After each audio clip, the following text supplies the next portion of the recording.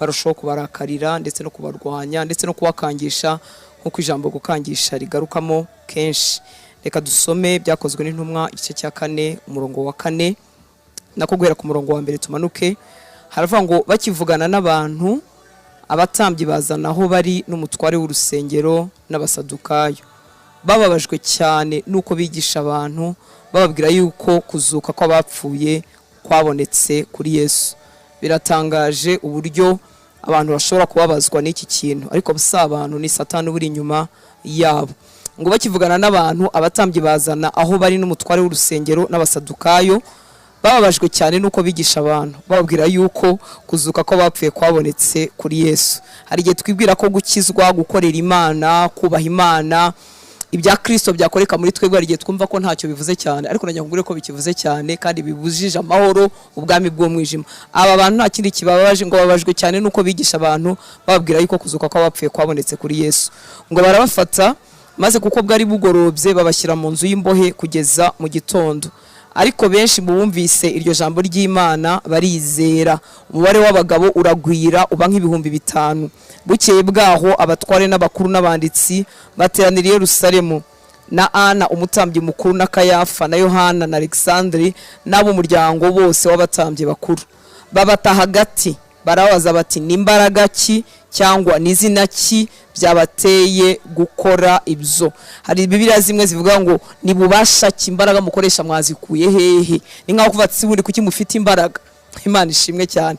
Ngo nuko Petero yuzuye umwuka wera arababwira ati, batware b'abantu namwe bakuru, uyu munsi turabazwa ibyo twagiriye neza umuntu waruremaye, kandi turabazwa icyamukijije. Petero ameze ate yuzuye umwuka wera? Ntago wahangana n'izi mbaraga koko tutuzuye umwuka wera. Umwuka wera twaramuhawe igihe wahamyaga ko Yesu ari umwami n'umukiza w'ubuzima bwawe. Icyaguteye kubihamya nuko umwuka wera yariyemeje umutima wawe. Umwuka wera yaraje muri wowe, ariko kuzuzwa n'ubuzima bwo guhoraho.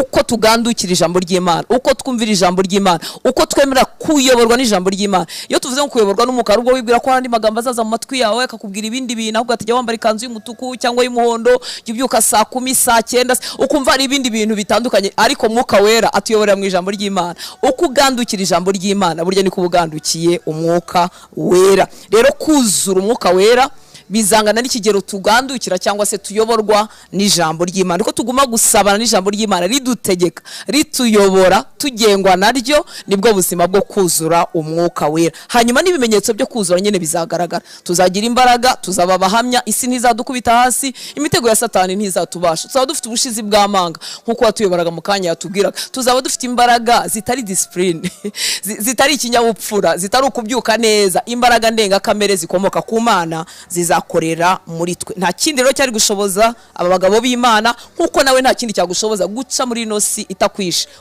uretse kuzura umwuka wera. Ibihe byo gusenga rero nubwo dufite liste y'ibyifuzo dukeneye ko Imana itugirira neza, ariko ni ibihe byo kuzuzwa, ni ibihe byo kwifuza kutagenda wenyine kandi utarahawe kugenda wenyine. Abari muri Kristo Yesu yaratubwiye ngo ntago dusize nk'ifubyi, azaza aho turi agumane natwe. Ni ibihe ukwiriye kwifuza izo mbaraga kuruta uko wifuza amafaranga. Amafaranga twese turayifuza, turayakeneye, ariko ukwiriye kwifuza icyo warazwe, icy'isi dashobora guhabwa, icy'abisi badashobora gutunga. Ukeneye kucyifuza kuruta uko wifuza amafaranga ukeneye.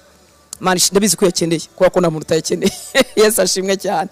Ikifuzo kimwe abantu bisi bose bahuriyeho n'amafaranga. Bamwe barashaka abagore, abandi bamaze kubabona, abandi barashaka abagabo, abandi bamaze kubabona, bamwe barashaka abana, abandi bamaze kubabona, ariko amafaranga tuyahuriyeho twese. Ikifuzo cyo kuzura ubumana, kuzura umwuka wera, twese tukwiriye kucyifuza kuruta uko twifuza ibindi bintu byose. Ngo nuko Petero yuzuye umwuka wera arababwira ati, batware b'abantu namwe bakuru, uyu munsi turabazwa ibyo twagiriye neza umuntu waruremaye, kandi turabazwa icyamukijije.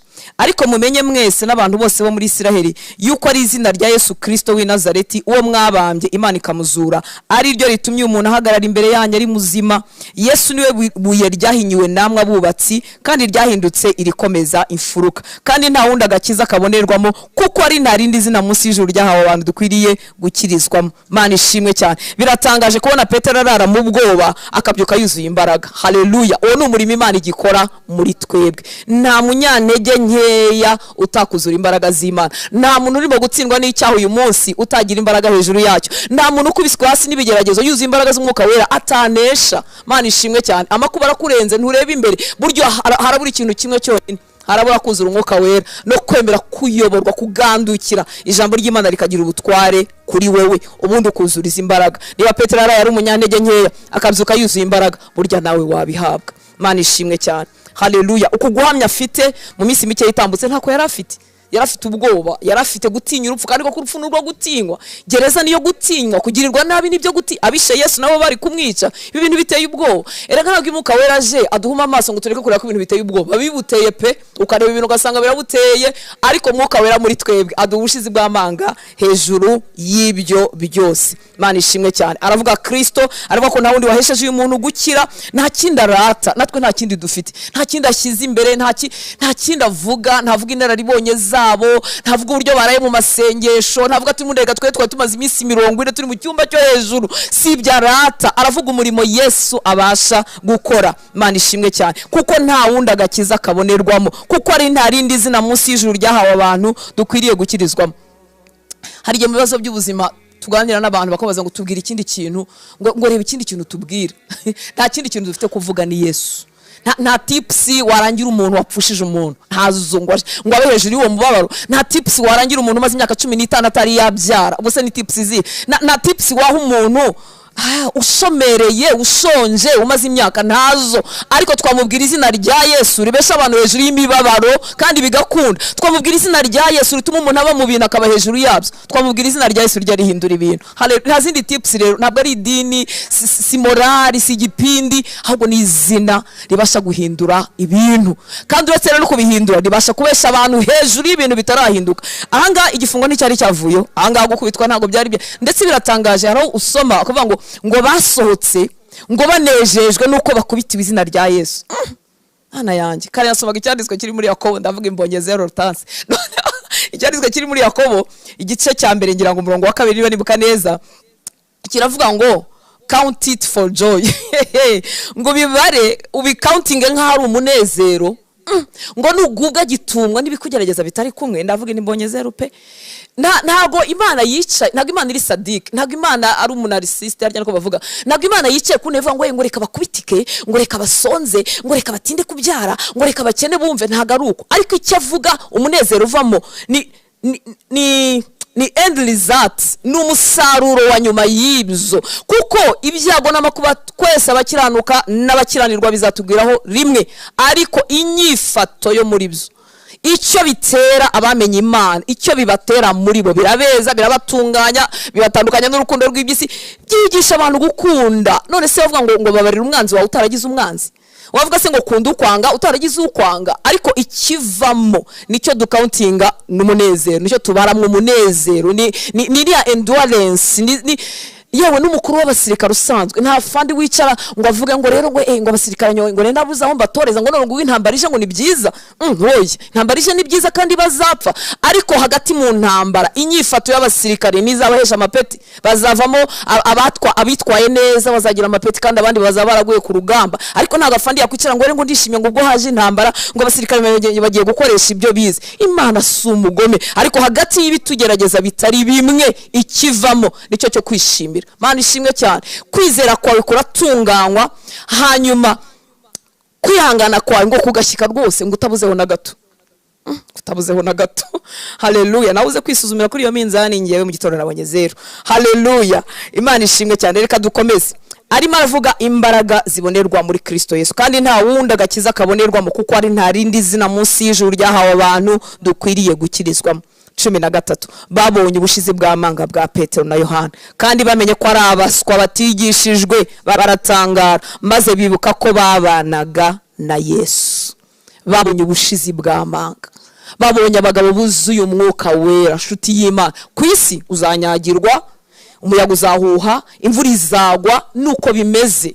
Uzagiramo agahenge, uzanyuza mugira amahoro, ntago bivuga ngo uzahora gushinyirije, ariko nta sitagira ibibazo ntayibaho. Ariko dore uko abuzuye umwuka wera bamera bahorana ubushizi bw'amanga bakomeza urugendo. Erega icyo umwanzi yanga arakubuza gukomeza gusiga ngo usingira icyo Kristo yagufatiye, arajya ngo urambarare. Nshuti z'Imana, abera menshi bararambara, ibyaha byabakubise hasi, imibabaro yabakubise hasi, ingorane zibizingiye zabakubise hasi, kandi bari inkingi zikomeye mu bwami bw'Imana. Reka dukomeze urugendo. Iminsi yo gusenga ni iminsi yo kongera kwihuza neza n'imigambi y'Imana. Ntibitubuza kuzana ibyo dushaka, nkuko data abapapa bo mu isi yari beza tubabwira, twabwira papa nkeneye urukweto, papa nkeneye kanzu, papa nkeneye iki. Abapapa beza bo mu isi tubabwira ibyo dushaka, na data rwose umubwira ibyo ushaka, ariko wibuke ngo ni igihe cyo kwiyarinya neza n'umugambi w'Imana. Imisi yo gusenga ni imisi yo kugira ngo Hortense ahuzwe n'imigambi y'Imana, aho yaracogoye yasubizwe mu imbaraga, aho yarayobye yongera agaruke, yongera yumva ijwi ry'Imana, yongera abone mu maso y'Imana,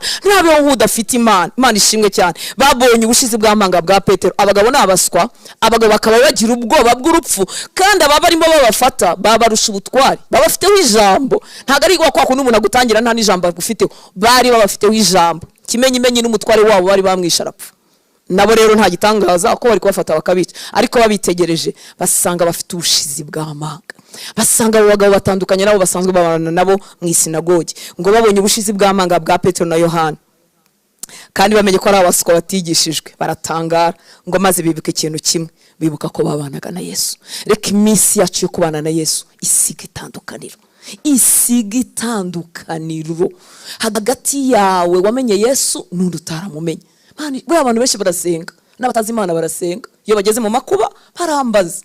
Imana iba imwe muri option bitabaza. Bashobora kwitabaza abapfumu, bashobora kwitabaza abakomeye, bashobora kwitabaza ubwenge bwabo n'imbaraga zabo, ariko n'isengesho riba option imwe muri izo nyinshi. Ariko wowe nanjye abimitse Kristo nk'umwami n'umukiza wabo, dufite option imwe, dufite inzira imwe, nta nubwo ari option, nibwo buryo bwacu, niyo mibereho yacu, ni Kristo wenyine. Imana ishimwe cyane. Haleluya.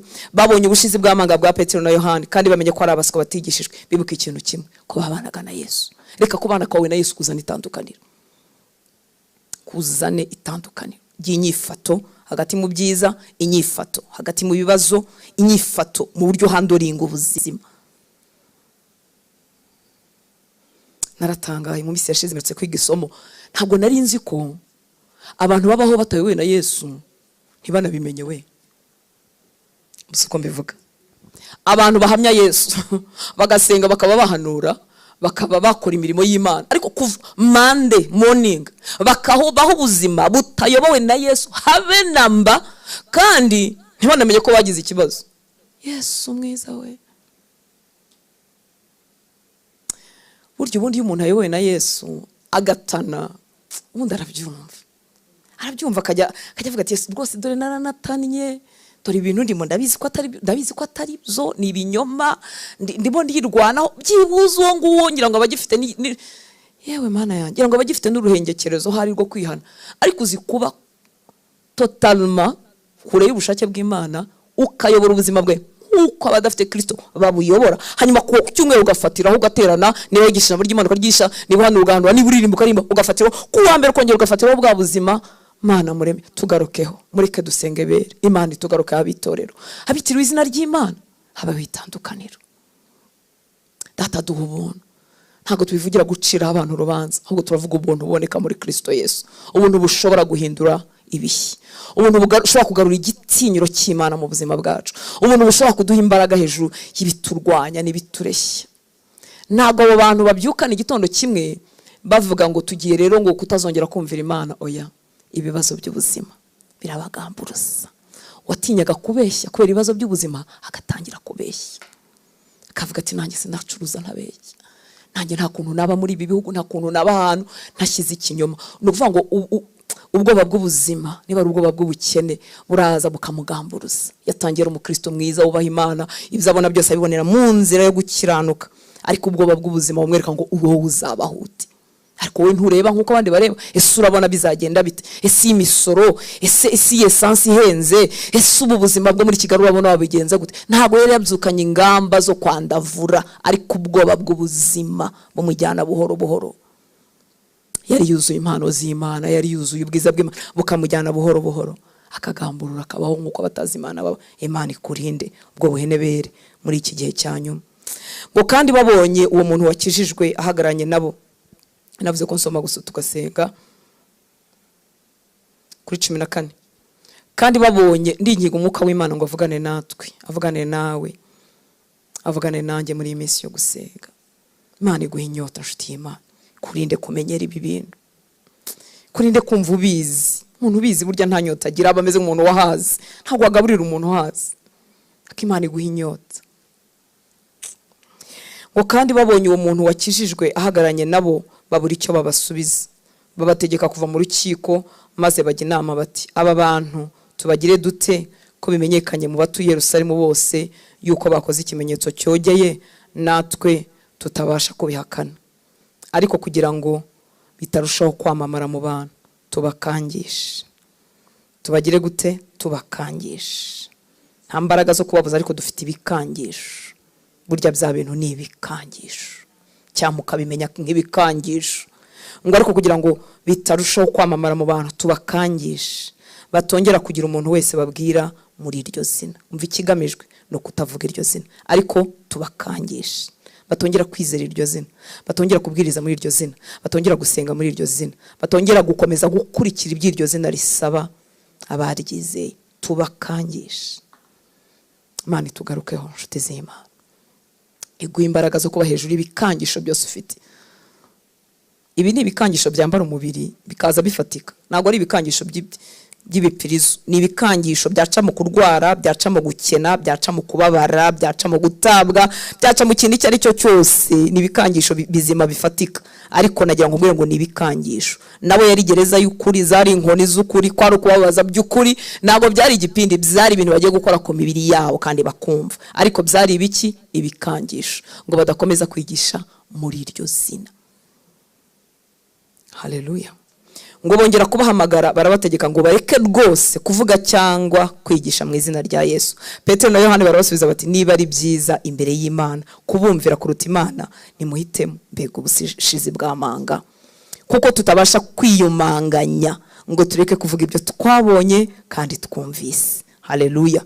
Nabo bongeye kubakangisha, barabarekura babuze uko babahana, batinya abantu, kuko bose bahimbazaga Imana ibyabaye. Kuko uwo muntu wakoreye icyo kimenyetso cyo kumukiza yarashagije imyaka 40 avutse. Nuko barekuwe basubira muri bagenzi babo, babatekereza ibyo babwiwe byose n'abatambyi bakuru n'abakuru. Nabo babyumvise bavuga ijwi rirenga n'umutima uhuye, babwira Imana bati, databuja niwe waremye ijuru n'isi n'inyanja n'ibirimo byose, kandi wavugiye mu kanwa ka sogokuruza Dawidi umugaragu wawe, ubivugisha umwuka wera ngo niki gitumye abanyamahanga bagira imidugararo n'abantu bagatekereza iby'ubusa. Buryo utangiye gukizwa hari imidugararo iva, hari ibintu bijagarara bikavuga ati ntazakomeza. Yakijijwe ariko ntazakomerera mu gakiza, yakijijwe ariko ntazandazana abandi, bene wabo ntibazakizwa kubwe. Oya, reka tumutege imbere n'inyuma agwingirire. Yego yakijijwe nyine azajya mu ijuru, ariko ntacyo azasiga hinduye inanga. Ibikangisha imidugararo rikavuka mu bwami bw'umwijima. Ngo nabo babyumvise bavuga ijwi rirenga n'umutima uhuye. Muri make bumvise ibikangisho barasenga. Ibikangisho so kugira ngo wiruke, ahubwo senga. Imana ishimwe cyane. Nabo babyumvise bavuga ijwi rirenga n'umutima uhuye, babwira Imana bati, databuja niwe waremye ijuru n'isi n'inyanja. Ntuvuge ngo nzasenga kugeza ryari. Senga nyine, senga nyine, wongere usenge. Ya ndirimbo baduhereyeho dutangira ngo ibihe byiza byo gusenga tuzabirekeraho twambuye no mu birupfa, twambaye udapfa iteka ryose. Gusenga no kwiteka kugeza igihe tuzavira he muri uyu mubiri. Wiba umusivili muzi uko nkwita, ariko wiba umuturage ngo uvuge ngo ngo nzasenga kugeza ryari. Turacyasenga, tuzakomeza gusenga, tuzasengera ibi, twongere dusengera ibi, twongere dusengera ibi, tuzasenga kugeza igihe tuzakuramo no mu birupfa, kuko tucyambaye mu birupfa. Ibikangisho duturanye nabyo, twegeranye nabyo. Umwanzi yabonye kimwe wagitsinze, abarimo kwiga ategura ikindi kizakubasha, ariko nusenga nta kuzagwa mu moshya. Imana ishimwe cyane. Babyumvise bavuga ijwi, bahuza umutima, bavuga ijwi rirenga n'umutima uhuye, babwira Imana bati, databuja niwe waremye ijuru n'isi n'inyanja ariko mwumviye misengere yabo bararamya. Ntago bahereye ngo dore inkoni, ngo dore imibyimba, ngo dore turapfuye, ngo dore turashize, ngo ariko Mana we ngo rega twazi izina ryawe, ngo dore ngura muntu ngo netwe ngo umwana ngo baturenganyije.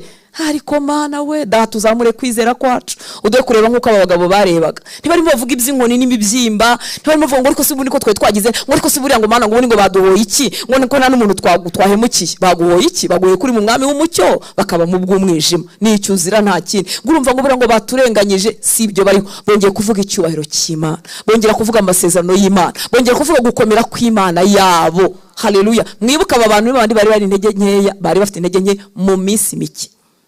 Mu minsi mike bari bafite intege nke. Mana ishimwe cyane. Haleluya. Bajya kuvuga amasezerano 25 kandi wavuye mu kanwa ka sokuruza Dawidi umugaragu wawe, ubivugisha umwuka wera ngo niki gitumye abanyamahanga bagira imidugararo n'abantu bagatekereza iby'ubusa. Abami bo mwisi bateje urugamba n'abakuru bateraniye hamwe kurwanya Uwiteka n'uwo yasize. Mwumva ukuntu bari barasobanukiwe. Barabizi ko kubarwanya ari kurwanya Yesu. Haleluya. Kandi uko nukuri. Muribuka Yesu yereka Paulo yaramubwiye ngo undenganyirize iki? Ntabwo yambwiye ngo kuki urenganya itorero, kuki urenganya intumwa zanjye. Iyo umuntu adukozeho abarimo gukora kuri Yesu, abarimo gukora ku bwami bw'umucyo twitirirwa, abarwanya icyo Yesu yashyize muri wowe n'icyo azasohorera muri wowe. Icyampa ibyo bintu ukabimenya niba uri muri Kristo Yesu, ukanyurwa ugakomerera muri we. Haleluya. Bateranye kurwanya Uwiteka n'uwo yasize, bararwanya Uwiteka n'uwasizizwe ari we Kristo. Mana ishimwe cyane. Ngo kandi koko Herode na Pontius Pilato hamwe n'abanyamahanga n'imiryango y'Abisiraheli bateraniye muri uyu murwa kurwanya umugaragu wawe wera Yesu uwo wasize, ngo basohoze iby'ukuboko kwawe n'ubwenge bwawe byategetse mbere byose bitari byabo. Barimo baraburizamo imigambi y'Imana. Ngo kandi none mwami Imana, reba ibikangisho byabo, uha abagaragu bawe kuvuga ijambo ryawe bashize amanga rwose. Nta nubwo bavuze, ariko Mana, nta nubwo bavuze ngo rinda abagaragu bawe ibintu by'ibifungo na za gereza kandi zaraho hafi. Nta nubwo bavuze ngo rinda abagaragu bawe inkoni. Wowe nta kibazo niba ari inkoni ujye uvuga uti Mana undindize inkoni, urabizi ko ntagatege nifitiye. Tuzana umutima n'ubundi ibi barimo barasengesha umutima, si ibyo bigira, ahubwo niyo level bagezeho. Kandi natwe nidusenga uko dusabana n'Umwuka wera, natwe azatuzamura mu kwizera kwacu n'uburyo tureba ibintu, ari kumva imisengere yabo, kuko barabizi ko ibikangisho bahawe ari byo kubabuza kuvuga ijambo ry'Imana. Niyo mpamvu imisengere yabo ari uko. None mwami Imana, reba ibikangisho byabo, uha abagaragu bawe kuvuga ijambo ryawe bashize amanga rwose, ukiramburira ukuboko kwawe kugira ngo gukize. Barabizi ko ari Imana ikiriza muri bo. Ukiramburira ukuboko kwawe kugira ngo gukize, gukore n'ibimenyetso n'ibitangaza mu izina ry'umugaragu wawe wera Yesu. Bamaze gusenga, aho bari bateraniye habo umushyitsi, bose buzuza umwuka wera, bavuga ijambo ry'Imana bashize amanga. Haleluya. Kuzura Imana, kuzura umwuka wera si ikintu kiba rimwe. Murabizi bari buzuye umwuka wera, ariko bamaze gusenga barongera buzuza umwuka wera. Reka dusenge bakundwa. Ndagira ngo ube kumwe n'Imana uri wenyine. Amagambo yanjye wayumva, wayakoresha, wanakoresha n'ayawe. Reka dukoreshe iminota mikeya, kandi muri iyi minsi usuka umutima wawe imbere y'Imana. Imana iragukeneye, ifuza kukuzuza imbaraga zayo, ifuza gukora ku maso yawe ukabona, igakora ku matwi yacu tukumva, igakora ku mitima yacu, ibinure bidutwikira bigakurwaho, tugasobanukirwa kurushaho imigambi y'Imana, tugahuzwa n'imigambi myiza adufitiye.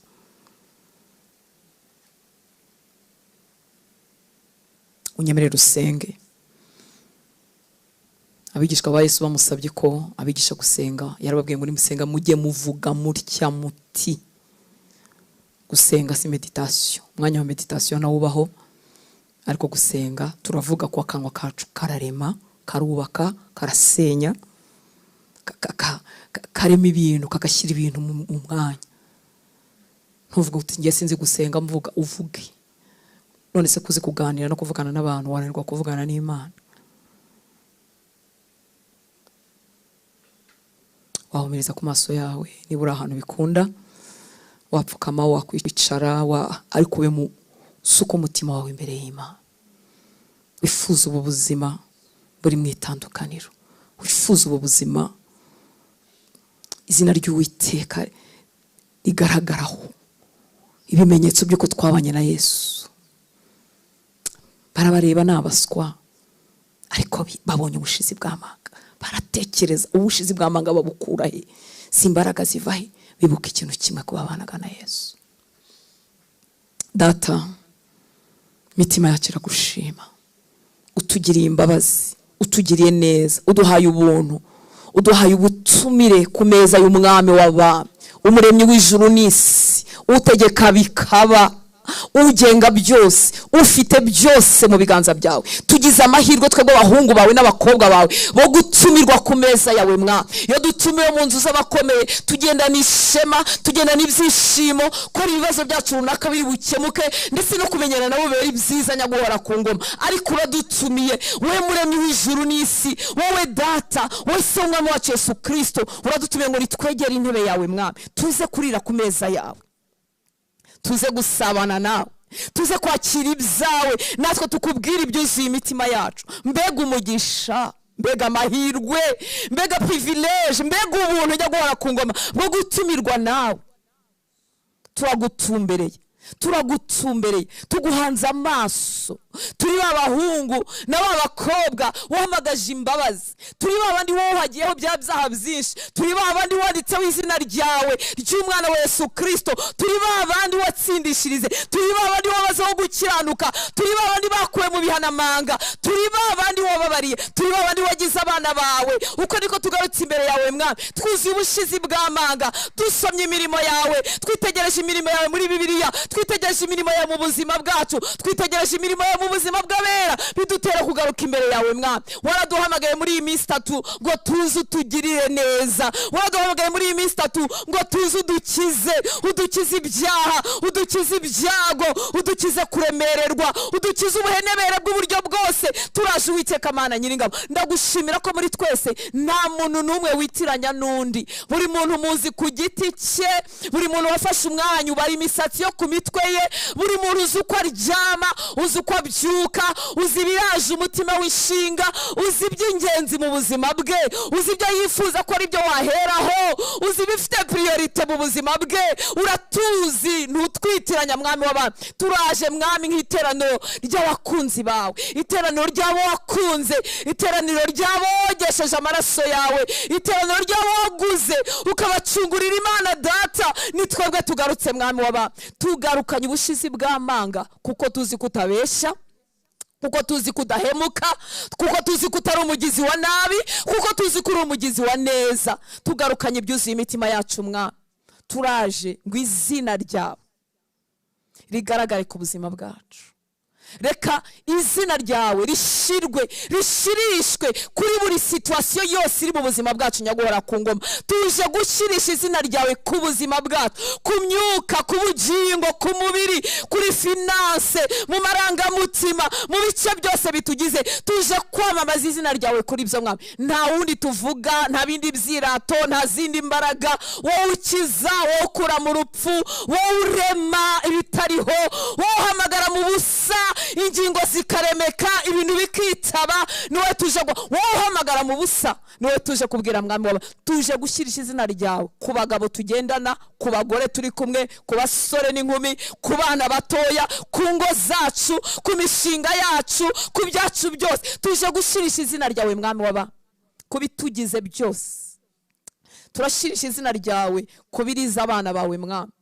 Reba umuhungu uri marira, ureba umukobwa uri marira, utabasha kureba imbere, utakibona imbaraga zawe, ushobewe, uhetamye mwami w'abami. Turashirisha izina ryawe ku buzima bwe ngo ryongere rimwemeshe, ryongere rimubyutse, ryongere rimuhagarike, ryongere rimukomereze ingingo, maze abashe no gusiganwa singira ibyo wamufatiye mwami, ahuzwa n'imigambi yawe. Tuje gushirisha izina ryawe ku buzima bw'abana bawe.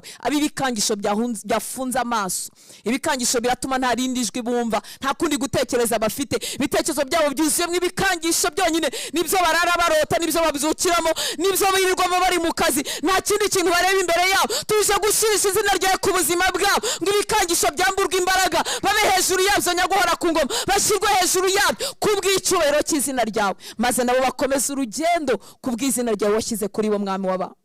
Aba bahungu, aba bakobwa, igihe waduhaga agakiza, rwari urugendo rutangiye, ntabwo rwari urugendo rurangiye. Hari aho waduhamagariraga kujya, wowe waduhaye agakiza ntuhite udutwara ngo tujye mu ijuru. Hari imigambi wari ugambiriye ko tuzasohoza turi inahangaha. Hari ibyo wagambiriye ko tuzakora mu miryango twavutsemo.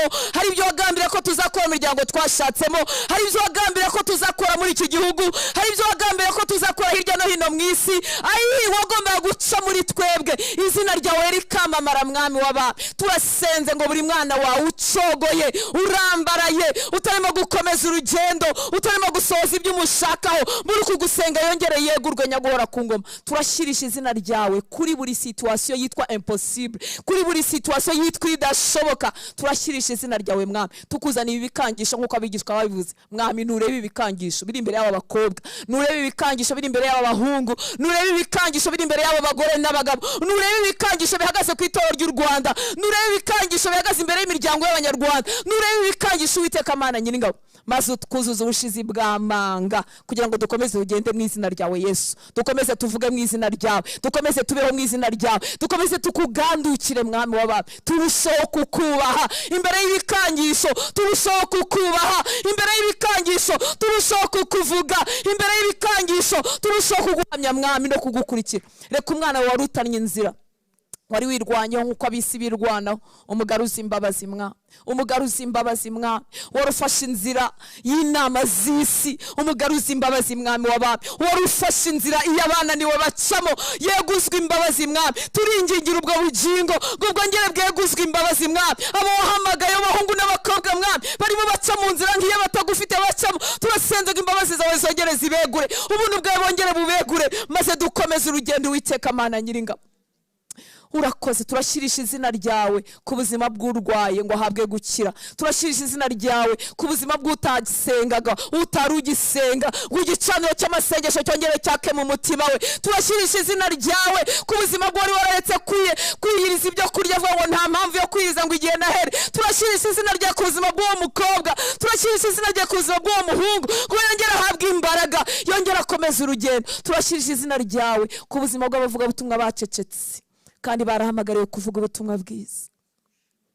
Turashyirisha izina ryawe kuri bariya abagabo mwami, turashyirisha izina ryawe kuri bariya abagore, turashyirisha izina ryawe kuri bariya abakobwa b'abahungu, turashyirisha izina ryawe kuri bariya bingingiraga abandi, turashyirisha izina ryawe kuri bariya barabajyanama b'abandi, ngo bongere beguke dukomeze urugendo dusiganwe. Waratubwira ngo ducunguze uburyo umwete, dore igihe ni kibi, ni igihe cyo gusiganwa, ngo dukwiriye gukora bikiri ku manywa. Turasenze mwami ngo umuntu warambitse urugendo, umuntu warambitse gusiganwa, umuntu urambara yongereye guke twongere dusiganwe kubw'imbabazi zawe mwami, kubw'ubuntu bwawe nyaguhora ku ngoma. Turashyirisha izina ryawe ku bantu bose batsikamiwe n'ibikangisho bitandukanye mwami. Turabireba ni kuko birakomeye, nta nama twabona zisanzwe twababwira. Ntabwo twababwira ngo ibintu ni mu byihangane, mu nama zisanzwe ntibyavamo. Ntabwo twabwiriye umugore utegereje kubyara, ntabwo twabwiriye umugabo babwiye ngo ntabyara. Nta nama dufite zisanzwe zo mu bantu mwami w'aba. Abatubaza ngo naryari, nta gisubizo dufite cyo kubabwira ngo naryari mwami w'aba. Ntabwo twakubwira umuntu ngo nihangane imyaka 20, 30, ntabwo iyo mvugo ntacyo yavuga kuri situation ye nyaguhora ku ngoma. Nta jambo dufite twabwira ababyeyi babyaye abana bafite ubumuga bukomeye, ariko turashyirisha izina ryawe kuri ibyo bikangisho. Turashyirisha izina ryawe ku buzima bw'abo bose bafite ibyo bikangisho. Icyo tuzi ni kimwe, nuko icyo umwanzi ashaka nuko badakomeza gukurikira izina ryawe Yesu, nuko badahuzwa n'icyo wabaremeye. Turashyirisha izina ryawe kuri izo ngo, kuri iyo miryango isenzekaye. Turashyirisha izina ryawe ku bahoze bacuruza bakaba basigaye batagira namba. Turashyirisha izina ryawe ku bagore n'abagabo batubwiye situation zabo tukabura igisubizo mwami w'aba. Turashyirisha izina ryawe kubera bafite ibikangisho. Turashyirisha izina ryawe kuri iyi miryango imaze imyaka isabira babo ngo bakizwe bakaba badakizwa. Turashyirisha izina ryawe kuri aba bagore bategereje agakiza k'abagabo babo. Turashyirisha izina ryawe kuri aba bagabo bihanganiye abagore b'abapagani. Turashyirisha izina ryawe kuri aba bana babona base n'abanyina basinda barwana bapfa nabi. Turashyirisha izina ryawe hejuru y'ibi bikangisho. Niryo tuvuga, nituzareka kurivuga. Uri Imana izura, uri Imana ibeshaho, uri Imana idakangwa n'ibikangisho by'uburyo bwari bwo bwose. Uhagaze Kristo wanjye, uhagaze imbere y'imva ya Lazaro. Ntiwashakuje, ntiwavuze cyane, waravuze ngo data asanzwe nzi ko nyumva. ngo ariko ibi mbivuge ngo kugira ngo ababara habize. Ntutinya ibyaboze, ntutinya nta kinaniranye imbere y'amaso yawe. Bashiki bari bazaro bari bakuzi nk'umwami ukiza indwara, ariko ntibari bakuzi nk'uzura igihe cy'umuzuko kitari cyagera. Nuko utindaho gato, utindaho nkana, kugira ngo babone ubundi bwiza bwawe, kugira ngo mwinjirane mu yindi level yo kukwizeranya guhora ku ngoma. Bari barakwizeye, bari bazikwa no muzuko w'abapfuye, baravuga ngo turabizi neza ko musaza wacu azazuka ku munsi w'abapfuye. Nta nubwo bari bakwanze, ntibari banaguhakanye, bari bakomeje urugendo, ariko ibyo kuzura abantu muri icyo gihe ntabyo bari bazi. Mwami, byose urabigenga, uri hejuru ya byose. Sabiye abera guhitamo gukomeza inzira yawe, sabiye aba bagore guhitamo gukomeza inzira yawe, sabiye aba bagabo guhitamo gukomeza inzira yawe, sabiye aba basore n'inkumi guhitamo gukomeza kuyoborwa n'ijambo ryawe. Mwami, ibikangisho bye kubatesha inzira. Turashyirisha izina ryawe aho hari urupfu ngo haze ubuzima. Turashyirisha izina ryawe ahari umwijima ngo haze umucyo. Turashyirisha izina ryawe ahari ukurira ngo haze ibitwenge. Turashyirisha izina ryawe ahari kutumvikana ngo haze amahoro n'ubwumvikane. Turashyirisha izina ryawe ku miryango y'abacuruzi yarimo ifungwa bahombye ngo bagire umugisha mu byo bakora. Waravuze ngo nituvuge ko abakiranutsi bazagubwa neza, ko bazatungwa n'imirimo y'amaboko yabo. Turashyirisha izina ryawe ku bucuruzi bwafunzwe n'imbaraga z'umwijima. Turashyirisha izina ryawe tuvuga kurumbuka, tuvuga guhirwa. Turashyirisha izina ryawe kunda zibyara zazibwe n'ubwami bw'umwijima. Turashyirisha izina ryawe tuvuga ngo imbuto z'abahungu n'abakobwa niziboneke muri izo nda. Buri kintu cyose gihagazwemo n'ubwami bw'umwijima, ubwami bw'umwijima bwahagaze muri uwo muryango. Turashyirisha izina ryawe, turavuga icyubahiro cyawe, turavuga umugisha wawe kuri izo situation mu izina ryawe Yesu. Turashyirisha izina ryawe ahari umwijima hose ngo habe umucyo. Izina ryawe ryomatane n'umutima wariraga, maze nawe ugarurirwe ibitwenge, ugarurirwe ibyiringiro, ugarurirwe imbaraga, ugarurirwe kukubona. Turashyirisha izina ryawe. Izina ryawe ni umuriro ukongora ku bicaniro by'amasengesho byazimye mu mitima y'abera. Mwami waba umuriro wawe wongere wake ku bicaniro by'imitima yacu. Turi twenyine tutari kumwe n'abantu, tubyutse, turyama mu bicuku, mu manywa, tugenda n'amaguru cyangwa turi mu modoka, reka imitima yacu yongere isabane nawe.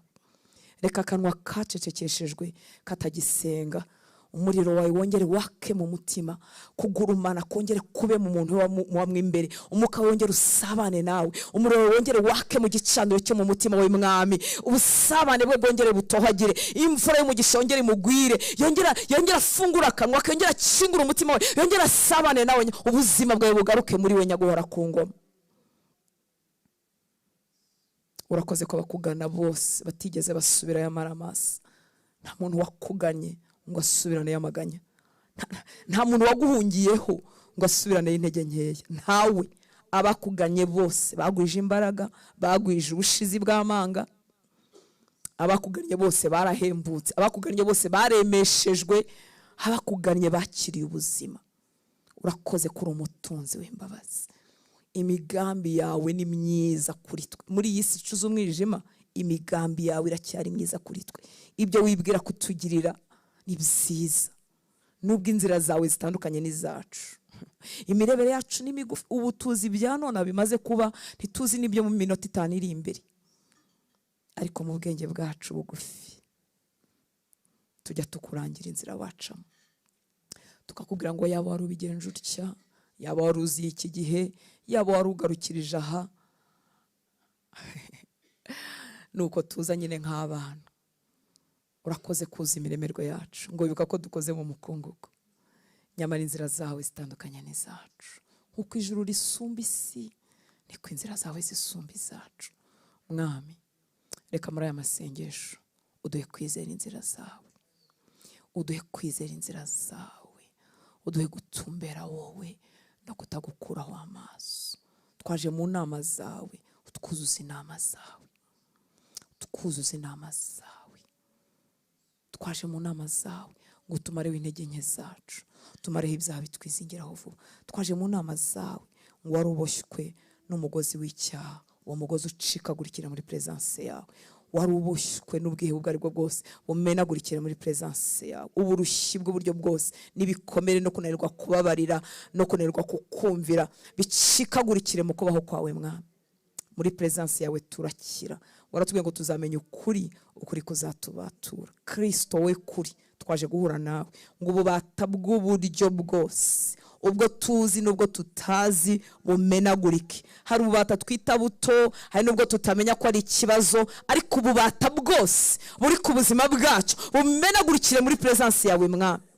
Ubaswe n'inzoga, ubaswe n'ubusinzi, ubaswe n'inzangano, ubaswe n'ibiryo, ubaswe n'agahinda, ubaswe n'umubabaro, ubaswe n'abe bapfuye atarekurana nabo, ubaswe n'ikintu icyo ari cyo cyose mwami. Reka iyo migozi icikagurikire mu kubaho kwawe. Waravuze ngo muri we tubona umudendezo, tubona umudendezo.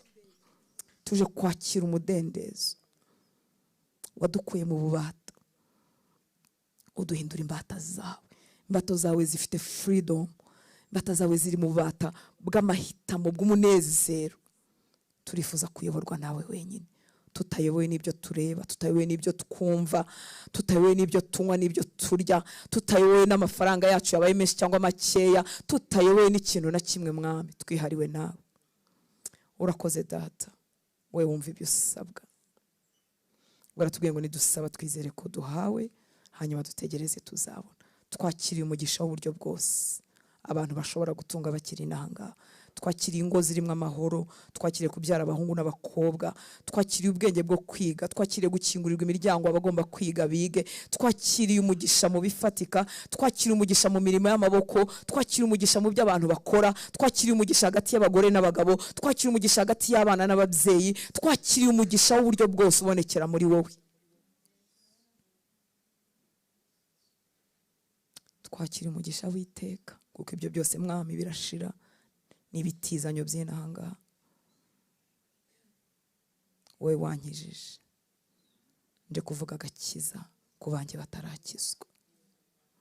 Ndavuga gutwikurwa ku bitekerezo by'abagabo, by'abagore, by'abasore n'inkumi, by'ababyeyi bashaje batakumenye. Tuje kuvuga duhagaze imbere yawe, tuje kuvuga gutwikurwa ku bitekerezo byabo mu izina rya Yesu.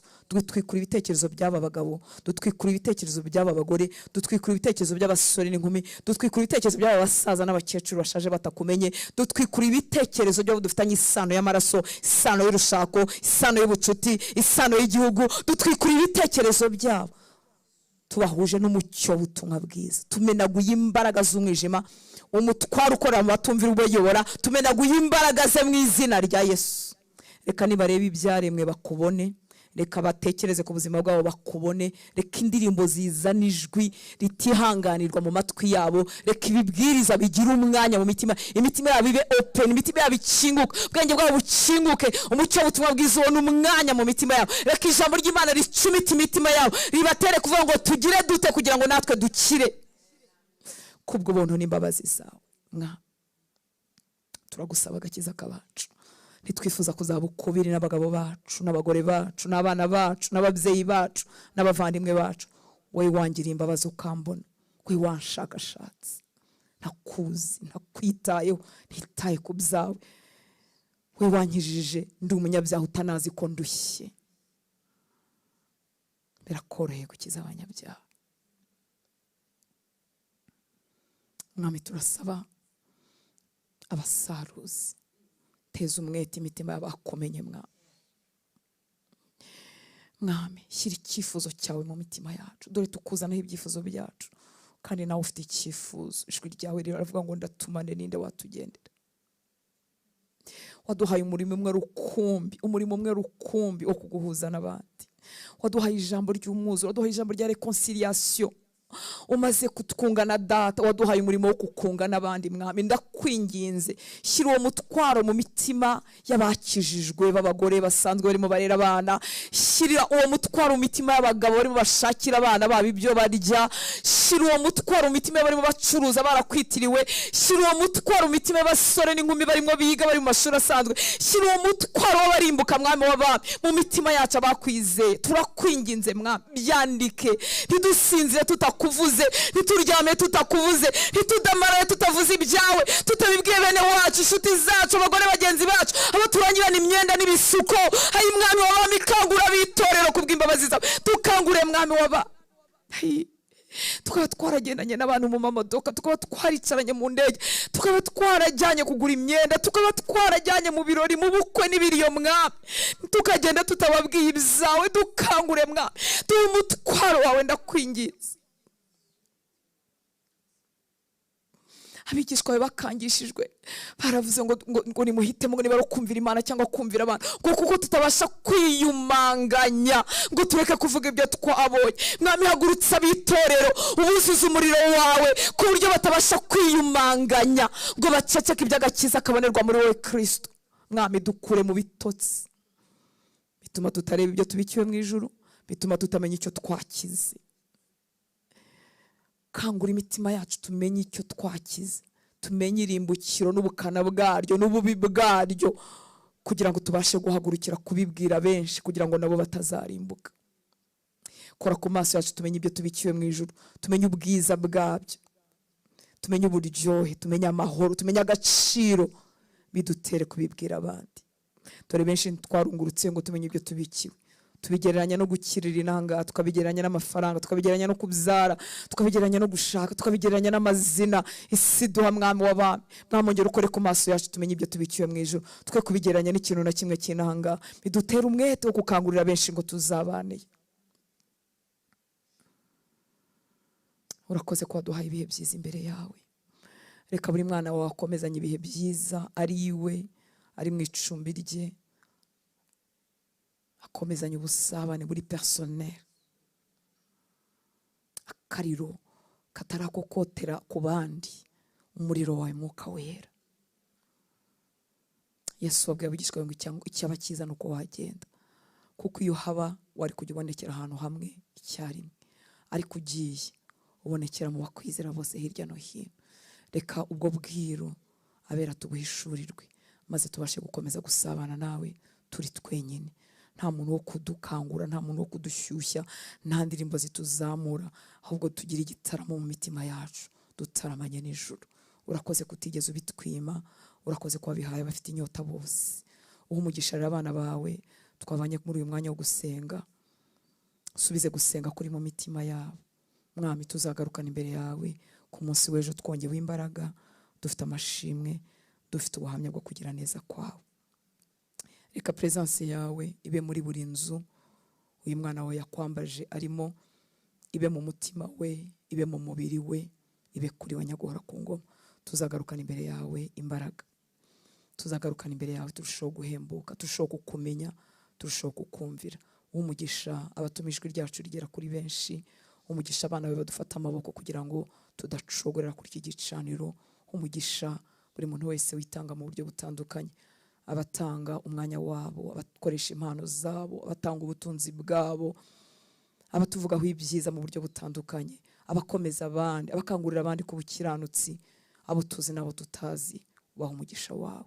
Mwami, uzongere kuduha kubyuka mu gitondo, uzaduhe kwibatura ku gihe, kugira ngo dukomeje dusabane na uduhe imbaraga mu mubiri, kugira ngo tubashe gukomeza kwigomwa izo kurya nk'uko twabisezeranye, kwibuza ibyo byose birangaza, kugira ngo turusheho gusabana nawe kandi bicikagurike, atari iminsi yo gusenga gusa, ahubwo Mwami amaso yacu akurwe ku bitagira umumaro rwose, amatwi yacu akurwe mu biganiro bitagira umumaro. Twiharirwe nawe kuko dufitiye byinshi byo kutubwira. Urakoze Data, icyubahiro cyose nikikugarukire, ni mu izina rya Yesu dusenze, amen. Imana ibahe umugisha, murakoze gusenga no kwitanga. Na hejo muri niba ture 11:00, umugisha w'Imana tubeho twese. Murakoze.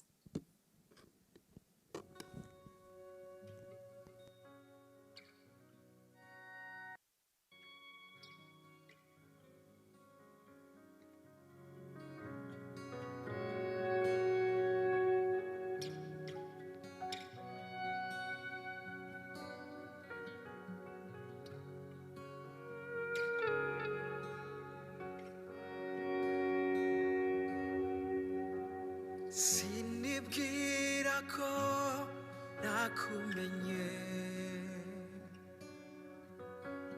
sinibwira ko nashitse,